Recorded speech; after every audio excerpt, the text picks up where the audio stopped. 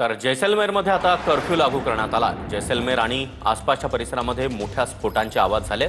जैसलमेर आणि पोखरण परिसरामध्ये स्फोटांचे आवाज आल्यामुळे या परिसरामध्ये आता कर्फ्यूची घोषणा करण्यात आली आहे। तर पाकिस्तानकडून सातत्याने हल्ला करण्याचा प्रयत्न सुरू आहे। याच पार्श्वभूमीवर आता कर्फ्यू लागू करण्यात आला आहे।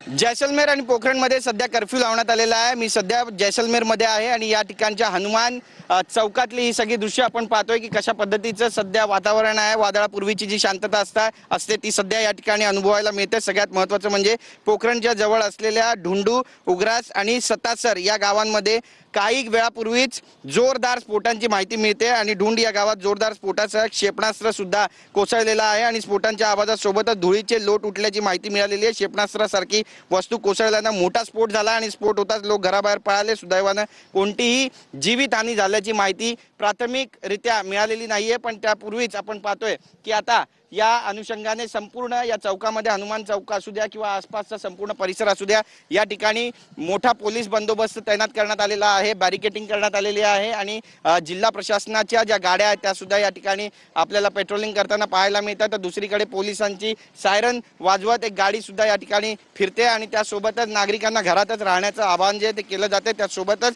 आपण पाहतोय की आपत्कालीन परिस्थितीमध्ये गरज असलेल्या ज्या गाड्या आहेत त्याच केवळ रस्त्यावरती फिरताना पाहायला मिळतात। तर इतर जी दुकानं आहेत ती पूर्णपणे बंद ठेवण्यात आलेली आहे। मी सध्या हनुमान चौक परिसरामध्ये आहे। जैसलमेर पर्यटन स्थळ आहे आणि याच ठिकाणी एरवी आपण जर पाहिलं तर गजबजलेला संपूर्ण परिसर असतो, मात्र आज आपण जर पाहिलं तर या ठिकाणची सगळी जी दुकानं आहेत ती पूर्णपणे बंद ठेवण्यात आलेली आहे। कर्फ्यू शहरामध्ये लावण्यात आलेला आहे आणि आसपासच्या गावांना देखील हाय अलर्ट देण्यात आलेला आहे। त्यामुळे नागरिकांनी घरातच राहावं, सुरक्षित राहावं अशा घोषणा सुद्धा या ठिकाणी केल्या जातात आणि प्रत्येक गोष्टींवरती, प्रत्येक संशयित व्यक्तीवरती सध्या पोलिसांची तितकीच जोरकस पद्धतीने नजर आहे। आणि एकंदरीतच आपण जर पाहिलं तर काल रात्री सुद्धा अशाच पद्धतीने ड्रोन हल्ले जैसलमेर शहरामध्ये पाहायला मिळाले। यानंतर एक मिसाईल जी आहे ती इथून 25 किलोमीटर लांब भटोडा गावामध्ये सापडली आणि त्याचे जे तुकडे ते 2 किलोमीटर दूर गावामध्ये सर्वत्र पसरलेले आहेत। आर्मी घटनास्थळी दाखल झालेली आहे, आर्मी ॲक्शन मोडमध्ये आहे आणि कोणत्याही पाकच्या हल्ल्याला सडेतोड उत्तर देण्यासाठी भारतीय डिफेन्स यंत्रणा जी आहे ती सुद्धा तैनात करण्यात आलेली आहे। एकंदरीतच